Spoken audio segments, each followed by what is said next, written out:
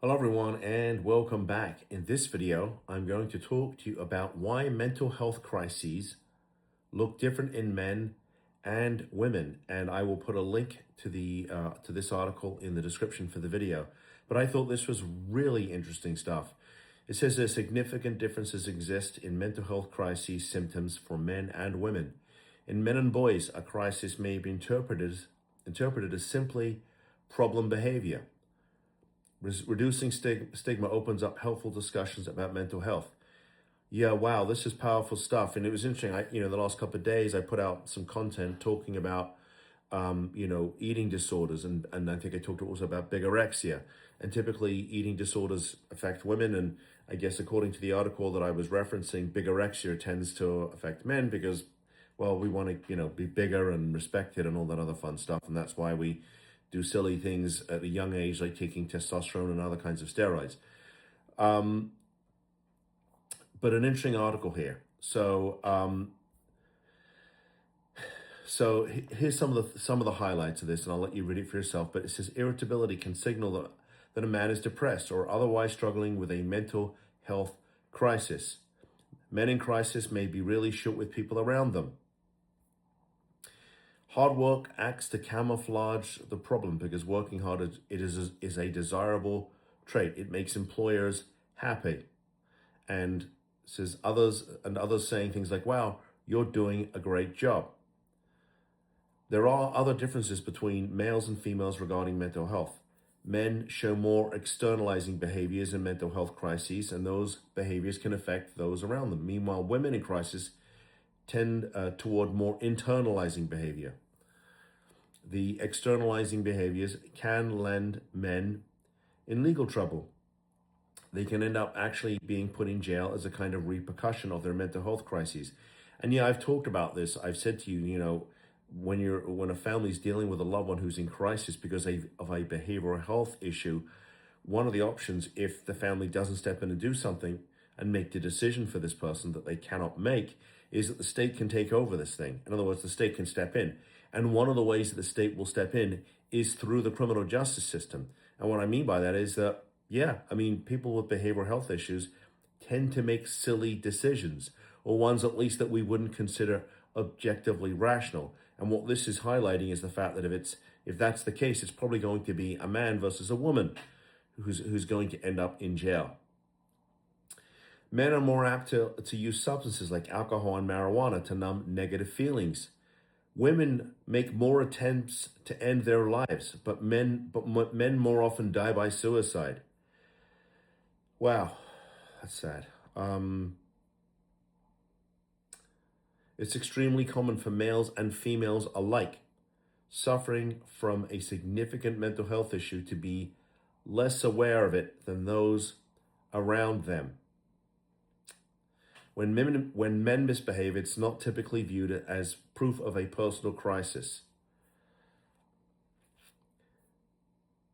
Age apparently makes a difference. Many of the challenges that are different in men and women when it comes to mental health are also different in boys and girls, particularly starting in adolescence.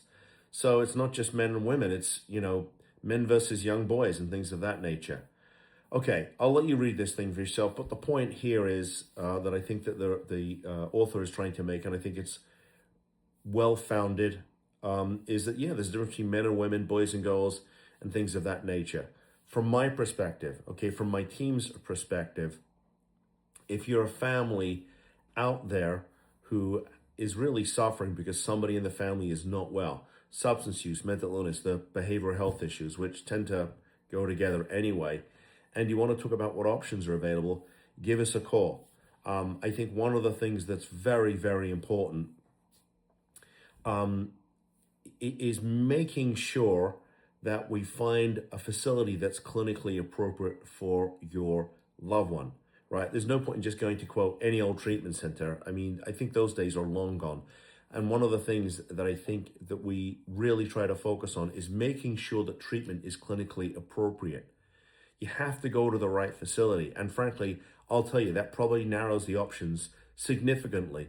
And, even here in Florida, I can definitely name on one hand facilities that I would frankly feel comfortable referring you to, because it's somewhere where I would send my own family member to.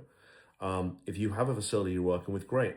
That sounds like maybe you have the option, that option figured out. Um, if you are, most of our families are not here in Florida. Their loved ones are either here, coming here, or we're working to get them here.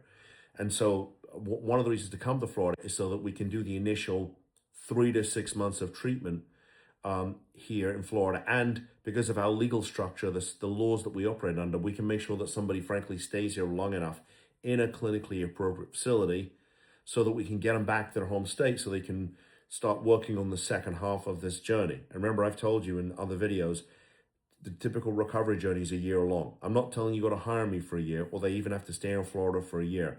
But it takes really takes a year for someone to not only experience some recovery, but to develop the habits and skills necessary to maintain recovery for the rest of their life. So I'll put a link to this article.